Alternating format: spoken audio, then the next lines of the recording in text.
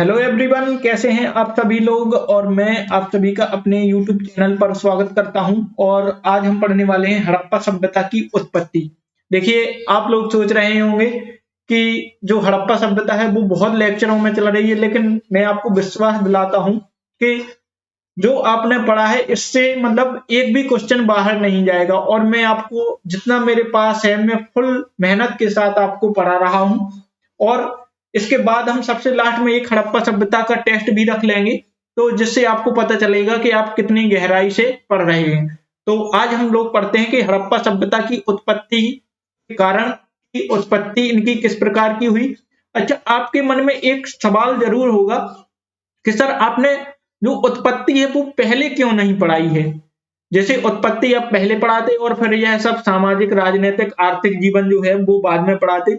देखिए, अगर यदि हम बात करें तो मैं जैसे अगर आपको उत्पत्ति के बारे में पढ़ाता तो उत्पत्ति में मैं आपको बताता कि इस क्षेत्र से मृत भांड मिले हैं, इस क्षेत्र से बर्तन मिले हैं, इस क्षेत्र से मनके मिले हैं, इस क्षेत्र से पशुपतिनाथ की जो है वो मोहर मिली है। तो आपको समझ में नहीं आता कि क्या मृत भांड होते हैं, क्या पशुपति की मोहर कैसी है, किस प्रकार की है। तो इस प्रकार से इस कारण से मैंने आपको जो है वो पहले ही सब कुछ चीजें क्लियर कर दी हैं। अब आपको उत्पत्ति जो है वो पढ़ने में बहुत ही ज्यादा मजा आएगा। तो करते हैं अपनी वीडियो स्टार्ट बिना किसी देरी के और बढ़ते हैं हड़प्पा सभ्यता की उत्पत्ति विषय में।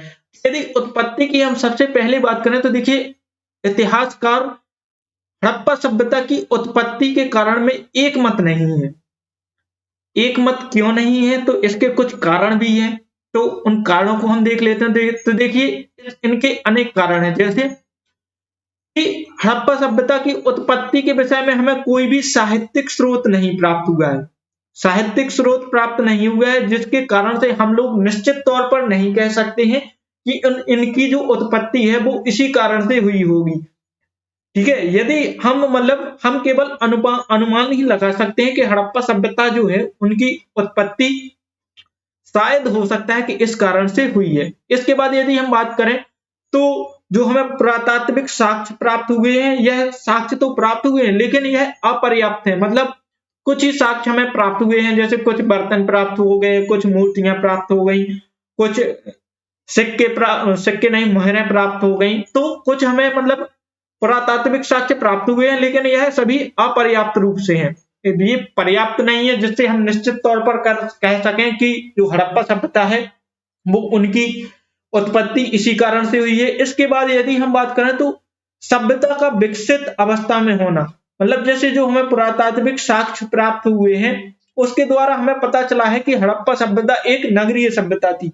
और इसके जो हमें साक्ष्य प्राप्त हुए हैं वो हमें विकसित रूप में प्राप्त हुए हैं। जो जैसे नगर विकसित होते हैं उनके द्वारा वैसे ही हमें साक्ष्य प्राप्त हुए हैं। तो इनके द्वारा हम अनुमान कैसे लगा सकते हैं कि जो हड़प्पा सभ्यता है वो इनका विकास कैसे हुआ।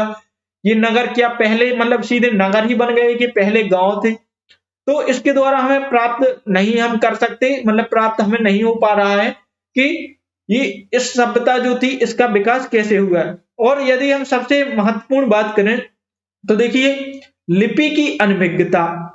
जो हड़प्पा सभ्यता की लिपि है, इस लिपि को हम लोग पढ़ नहीं पाए और इस लिपि को आज तक पढ़ नहीं पाए हैं। इस कारण से हमें जानकारी नहीं प्राप्त होती है कि इस सभ्यता की उत्पत्ति कैसे हुई है।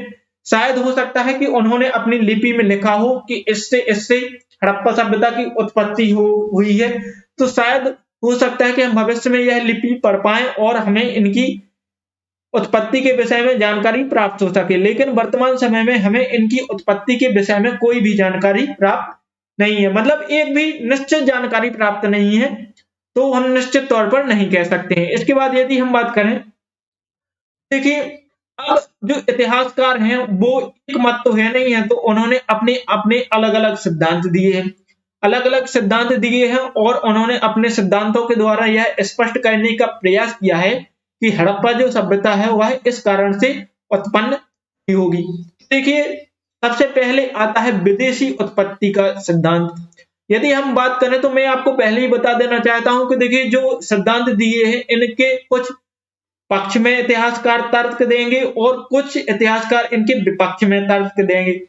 पक्ष में जो तर्क देंगे वो पक्ष में तर्क इसलिए देंगे ताकि आप मान सकें कि जो हड़प्पा सभ्यता है वो इस कारण से उत्पन्न हुई है, और विपक्ष के तर्क जो है वो इनका खंडन करेंगे और यह कहेंगे कि नहीं, हड़प्पा सभ्यता का एक निश्चित इस सिद्धांत के द्वारा हम उत्पन्न होना नहीं मान सकते। तो देखिए, सबसे पहले आता है विदेशी उत्पत्ति का सिद्धांत, और इस सिद्धांत की यदि हम बात करें तो इस सिद्धांत को एक अन्य नाम से जाना जाता है जिसे हम कहते हैं मेसोपोटामिया,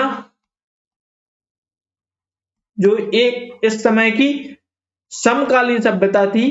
तो मेसोपोटामिया की सभ्यता का सिद्धांत, इस सिद्धांत को जो मानने वाले हैं उनका नाम है, देखिए उनका नाम है क्या, उनका नाम है जॉन मार्शल साहब, जॉन मार्शल साहब, डी कौसम्बी, ये सभी इतिहासकार हैं, ठीक है। डी कौसम्बी साहब,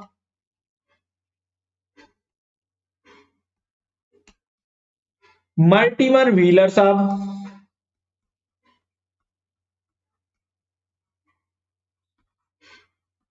और गर्डन चाइल्ड साहब, गर्डन चाइल्ड। इन्होंने, इन इतिहासकारों ने माना है कि जो हड़प्पा सभ्यता की उत्पत्ति है वो मेसोपोटामिया की सभ्यता की उत्पत्ति, मेसोपोटामिया की सभ्यता से हुई है।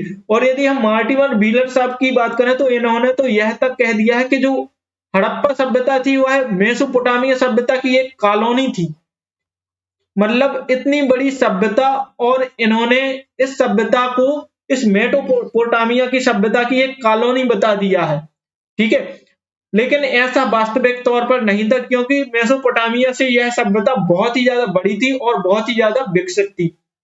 तो इन इतिहासकारों ने मत दिए है कि यह जो सभ्यता है यह मेसोपोटामिया की सभ्यता से इसकी उत्पत्ति हुई थी। अब इन्होंने इस सभ्यता के, मतलब इस सिद्धांत के कुछ पक्ष में तर्क दिए हैं। तो पक्ष में क्या तर्क दिए हैं, तो इन्होंने सबसे पहले पक्ष में जो तर्क दिए हैं वह है कि दोनों सभ्यताओं को लिपि की जानकारी थी, मतलब लिपि की जानकारी दोनों सभ्यताओं को थी। इन्होंने माना है कि देखो, सिंधु घाटी सभ्यता की यदि हम बात करें तो इसकी जो लिपि थी वह भावचित्रात्मक थी, और अगर हम मेसोपोटामिया सभ्यता की बात करें तो इसकी जो लिपि थी वह किलमन लिपि थी। इसके बाद यदि हम बात करें तो इन्होंने जो दूसरा तर्क दिया है वह दिया है कि दोनों ही सभ्यताओं से ईंट, मृदभांड और बर्तन प्राप्त हुए हैं।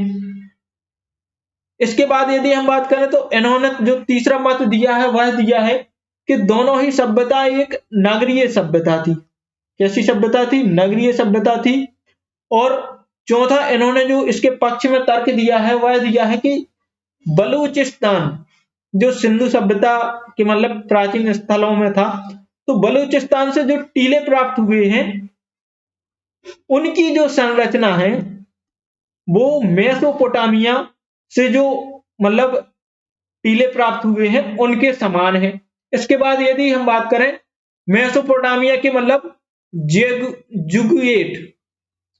जुगुएट के समान है। तो ये इन्होंने पक्ष में तर्क दिए हैं कि इस कारण से हमें मानना चाहिए कि जो हड़प्पा सभ्यता है उसकी उत्पत्ति मेसोपोटामिया की सभ्यता से हुई है। लेकिन इसके अब कुछ इतिहासकारों ने इसके विपक्ष में तर्क दिए हैं। तो विपक्ष में तर्क कौन कौन से दिए गए हैं? तो विपक्ष में तर्क दिए गए हैं कि देखिए, जो मेसोपोटामिया की सभ्यता थी ये लोग मंदिर से परिचित थे, जबकि हड़प्पा सभ्यता के लोगों को मंदिरों का कोई ज्ञान नहीं था।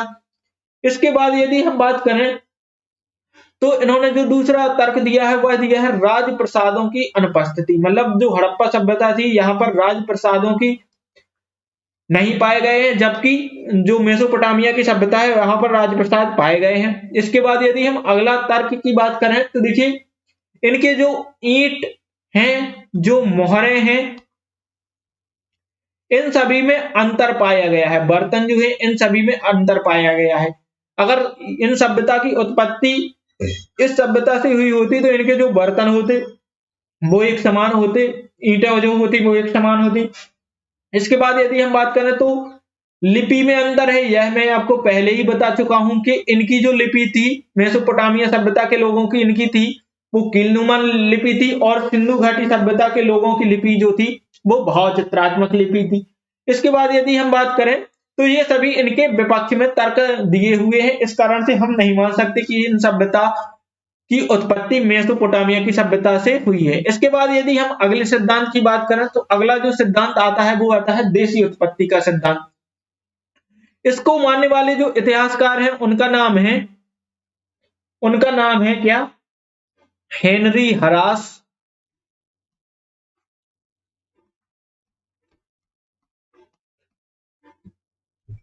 आई महादेवन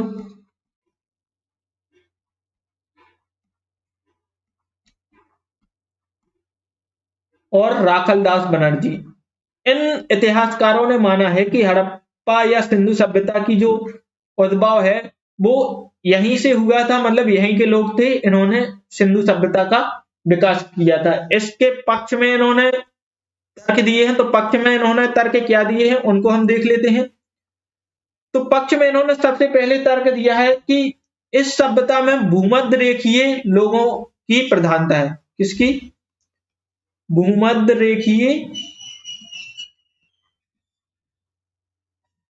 नस्ल। मैंने आपको पढ़ाया था कि इस सभ्यता के जो लोग हैं उनमें जो सबसे ज्यादा लोग पाए गए हैं वो भूमध्य रेखीय नस्ल के पाए गए हैं। इसके बाद यदि हम बात करें तो इन्होंने जो दूसरा तर्क दिया है वो दिया है इन्होंने प्रकृति पूजक का। देखिए इन्होंने माना है कि जो भूमध्य सागरीय लोग थे वो प्रकृति पूजक थे, और जो हड़प्पा सभ्यता के लोग थे वो प्रकृति पूजा करते थे। इनकी प्रकृति पूजा के बारे में हम धार्मिक जीवन के बारे में विस्तृत रूप से चर्चा कर चुके हैं, तो यहाँ पर मैं आपको नहीं समझाऊंगा। आपने अगर वो वीडियो नहीं देखी है तो प्लीज जाकर वो वीडियो देखिए। इसके बाद यदि हम बात करें तो इन्होंने जो तीसरा तर्क दिया है वो दिया है पशु पूजा। इनका मानना है कि जो देसी लोग थे वो भी पशु पूजा करते थे और हड़प्पा सभ्यता के लोग भी पशु पूजा करते थे। और इन्होंने जो चौथा तर्क दिया है वो दिया है मात्र सत्तात्मक सत्ता।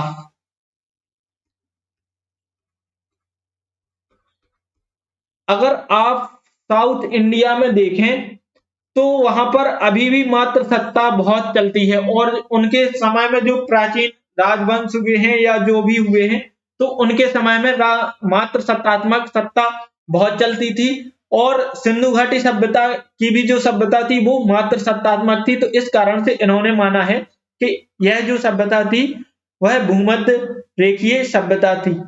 लेकिन कुछ इतिहासकार हुए, इन्होंने इनके विपक्ष में भी तर्क दिए हैं। तो इन्होंने विपक्ष में क्या तर्क दिए हैं? इन्होंने विपक्ष में तर्क दिए हैं जो भूमध्य रेखीय सभ्यता थी यह द्रवण सभ्यता थी। कैसी थी?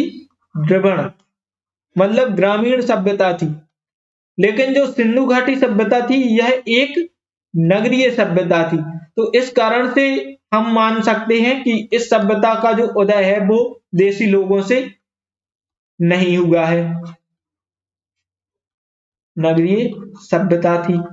तो हम मान सकते हैं कि इन लोगों का जो उदय है वो इस सभ्यता के लोगों से नहीं हुआ है। इसके बाद यदि हम बात करें अगले सिद्धांत की, तो अगला सिद्धांत जो आता है वो आर्य उत्पत्ति का सिद्धांत आता है कि इनकी जो उत्पत्ति हुई थी वो आर्यों से हुई थी। तो इसको किसने किसने दिया है तो हम ये देख लेते हैं। तो यदि हम आर्य उत्पत्ति के सिद्धांत की बात करें तो इस सिद्धांत को मानने वाले हैं वो है ब्रजवासी लाल, ब्रजवासी लाल,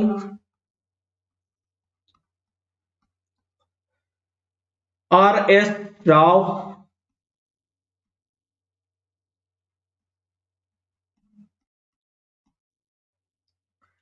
टी.एन. रामचंद्रन, टी.एन. रामचंद्रन। इन इतिहासकारों ने माना है कि इनकी उत्पत्ति जो है वो देशी से मतलब आर्यों से हुई थी। तो इन्होंने पक्ष में तर्क दिए हैं। तो पक्ष में उन्होंने कौन कौन से तर्क दिए हैं? तो पक्ष में इन्होंने तर्क दिए हैं कि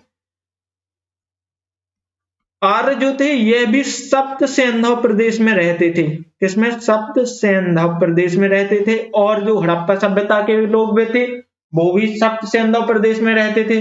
इसके बाद इन्होंने जो दूसरा तर्क दिया है वो दिया है कि जो आर्य थे यह भी प्रकृति पूजक थे, और जो हड़प्पा सभ्यता या सिंधु सभ्यता के लोग थे यह भी प्रकृति पूजक थे।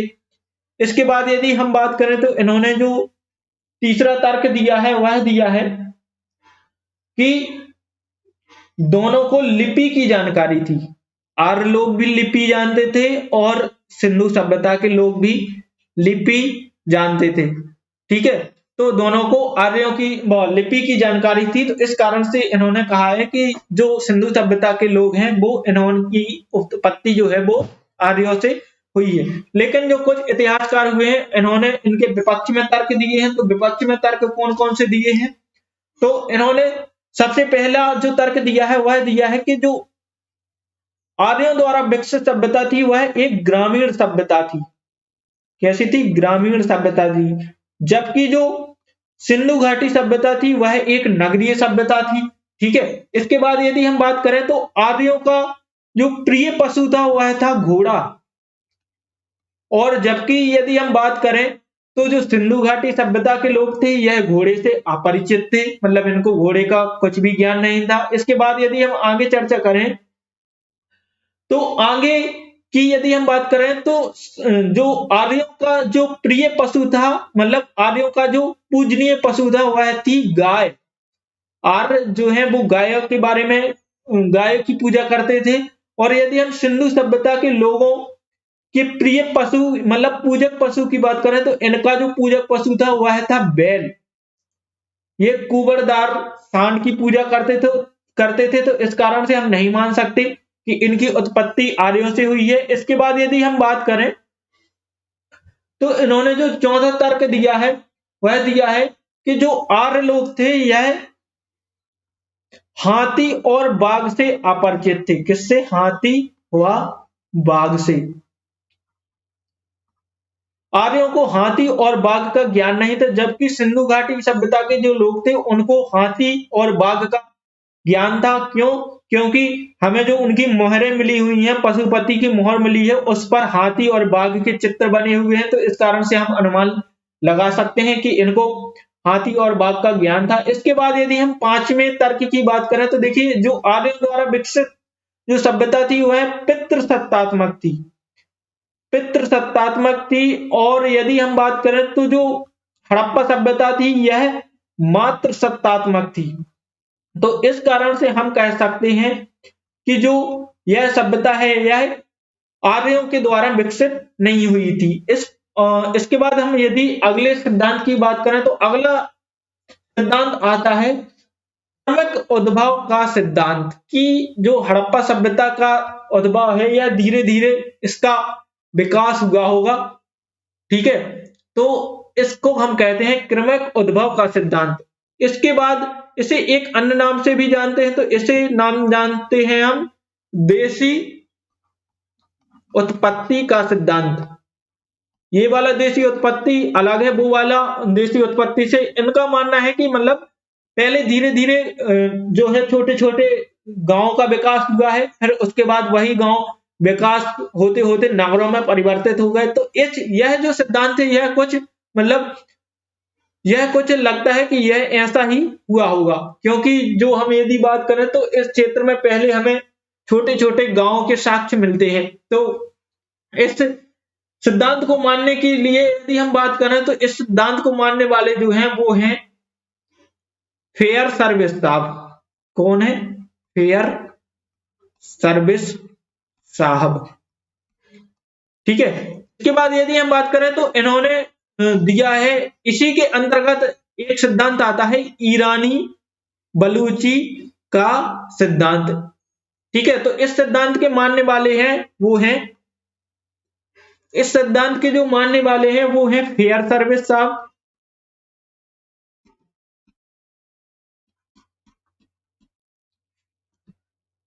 रोमिला थापर,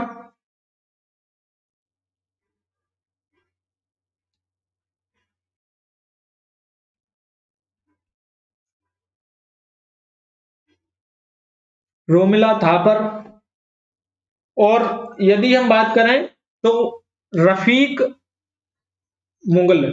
क्या नाम है उनका? एक इतिहासकार हैं जिनका नाम है रफीक मुगल। ये सभी मानते हैं कि जो ईरान और बलूचिस्तान क्षेत्र में है, यहाँ पर पहले छोटे छोटे गांवों का विकास हुआ, फिर यही जो गांव है वो धीरे धीरे बड़े बड़े नगरों में परिवर्तित हो गए और बड़े बड़े नगरों में परिवर्तित हो गए। तो यह सिद्धांत कुछ मतलब हम कह सकते हैं कि यह सिद्धांत कुछ फलीभूत लगता है, क्योंकि आप सभी जानते हैं कि बलूचिस्तान जो है यहाँ से एक गांव प्राप्त हुआ है जिसका नाम है मेहरगढ़। क्या नाम है? मेहरगढ़। और यहां से सर्वप्रथम कृषि के साक्ष्य प्राप्त हुए हैं। क्या? कृषि के साक्ष्य प्राप्त हुए हैं। तो इसके द्वारा हम अनुमान लगा सकते हैं कि पहले यह गांव होगा और फिर धीरे धीरे नगरों में विकसित होते गए होंगे। तो इन्होंने इन इतिहासकारों ने माना है कि मतलब इस जो क्षेत्र है, इस क्षेत्र में कुछ संस्कृतियां विकसित हुई हैं जिनका नाम है जॉब संस्कृति। क्या नाम है? जॉब संस्कृति,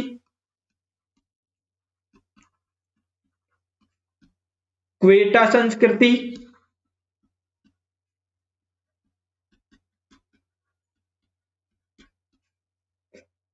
आमरी नाल संस्कृति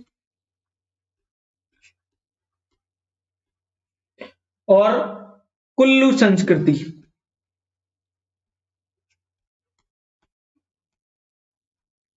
ये प्राग हड़प्पा कालीन छोटी छोटी सभ्यता है, मतलब छोटी छोटी संस्कृति है। कौन सी? प्राग हड़प्पा कालीन, मतलब हड़प्पा सभ्यता के पहले, मतलब जब हड़प्पा सभ्यता को हम नगरीय नगरों के समय से पढ़ते हैं तो हड़प्पा सभ्यता की यह पहले की संस्कृतियां हैं। और ये इतिहासकार मानते हैं कि यहाँ पर छोटे छोटे पहले गांवों का विकास हुआ होगा और फिर बाद में यही जो गांव है वो नगरों में परिवर्तित होंगे। इसके बाद यदि हम बात करें तो एक जो संस्कृति मिलती है वो मिलती है हमें सोथी संस्कृति। सोथी संस्कृति, और यह जो संस्कृति है वो मिलती है हमें 1953 में। इस संस्कृति की खोज की गई थी किस क्षेत्र से? 1953 में। तो यह क्षेत्र, इसकी खोज की गई थी बीकानेर से। कहां पर? बीकानेर से। और बीकानेर कहां पर है? तो बीकानेर है राजस्थान में। राजस्थान में इस संस्कृति की खोज की गई थी और यह जो संस्कृति है यह भी प्राक हड़प्पा कालीन संस्कृति है, मतलब हड़प्पा सभ्यता के पहले की संस्कृति है। इस संस्कृति को मानते हैं आपके अमलानंद घोष और धर्मपाल अग्रवाल। कौन कौन मानते हैं? अमलानंद घोष और धर्मपाल अग्रवाल। इन्होंने यह माना है कि जो हड़प्पा सभ्यता है इनका जो विकास है वह सोती संस्कृति के लोगों के द्वारा ही किया गया है। और सोती संस्कृति प्रारंभ में एक गांव थी और बाद में धीरे धीरे यह एक सभ्यता के रूप में विकसित होती गई समय के साथ। ठीक है, तो ये सभी कंसेप्ट जो हैं जो इतिहासकारों ने हड़प्पा सभ्यता के उद्भव के बारे में दिए हैं। अब हम बात कर लेते हैं उत्तर पश्चिमी समुद्री कृषक बस्तियां। देखिए जो भारत है इसके उत्तर पश्चिमी क्षेत्र में कुछ हड़प्पा सभ्यता से भी पहले कृषक बस्तियां विकसित हुई हैं। ठीक है, तो उनके बारे में हम लोग चर्चा कर लेते हैं। तो देखिए ये जो सभ्यता है यह 5000 ईसा पूर्व से 3300 ईसा पूर्व की है। और हम जो मानते हैं हड़प्पा सभ्यता का उद्भव है वो 2750 नहीं 2350 ईसा पूर्व से 1750 ईसा पूर्व तक का मानते हैं। तो इसके द्वारा हम अनुमान लगा सकते हैं कि यहाँ पर इतने समय में पहले गांव विकसित हुए होंगे और फिर इन्हीं जो गांव है इनका धीरे धीरे विकास होकर के ये नगरों में विकसित होते गए होंगे। तो यदि हम देखें तो यहाँ पर यदि हम बात करें तो सबसे पहले विकसित हुई आरंभिक हड़प्पा चरण। आरंभिक हड़प्पा चरण में कुछ हम कह सकते हैं कि ग्रामों का विकास हुआ और यह आरंभिक हड़प्पा जो चरण है यह 3300 से 2600 ईसा पूर्व तक चला। ठीक है, इसके बाद यदि हम बात करें तो अगला जो आया वो आया हड़प्पा चरण। और हड़प्पा चरण जो है वो आपका 2600 से 1900 ईसा पूर्व तक चला। इसके बाद यदि हम बात करें तो इसके बाद आया उत्तरवर्ती हड़प्पा चरण, जिसमें हड़प्पा सभ्यता का पतन हुआ। ठीक है, तो यह जो चरण है यह 1900 ईसा पूर्व से 1300 ईसा पूर्व तक चला। ठीक है, तो यह जो है यहां पर हमने हड़प्पा सभ्यता के उद्भव के बारे में संपूर्ण जानकारी प्राप्त कर ली है कि कौन कौन से जो सिद्धांत आए हैं उनके द्वारा और कौन कौन से इतिहासकारों ने इन सिद्धांतों को दिया है। ठीक है, इसके बाद यदि हम बात करें तो जो अगला हमारा लेक्चर होगा वो हड़प्पा सभ्यता के पतन का होगा। और उसके बाद 2 लेक्चर आएंगे आपके, उसके दौरान जो हम हड़प्पा सभ्यता के प्रमुख नगर हैं उनके बारे में जानकारी प्राप्त कर लेंगे कि वहां से कौन कौन से साक्ष्य जो है वो हमें उपलब्ध हुए हैं, क्योंकि उनसे बहुत ज्यादा क्वेश्चन पूछे जाते हैं। तो और फिर सबसे लास्ट में हम एक हड़प्पा सभ्यता का एक टेस्ट रख लेंगे और आपका पूरा हड़प्पा सभ्यता समाप्त हो जाएगा। तो आपको अगर यदि वीडियो अच्छी लग रही है तो प्लीज इस वीडियो को लाइक कीजिए, हमारे चैनल स्टडी विद गणेश को जरूर सब्सक्राइब कीजिए, कमेंट में बताइए कि आपको वीडियो कैसी लग रही है और साथ में साथ इस वीडियो को ज्यादा से ज्यादा लोगों तक शेयर जरूर कीजिए। साथ ही साथ अगर आप इस वीडियो के नोट्स चाहते हैं तो हमारे Telegram channel study with Ganesh को जरूर ज्वाइन कीजिए, जिससे आपको इस वीडियो के नोट्स प्राप्त हो सके। ठीक है, तो हमारी वीडियो को शेयर करना दोस्तों बिल्कुल भी ना भूलिए। और अंत में जय हिंद जय भारत।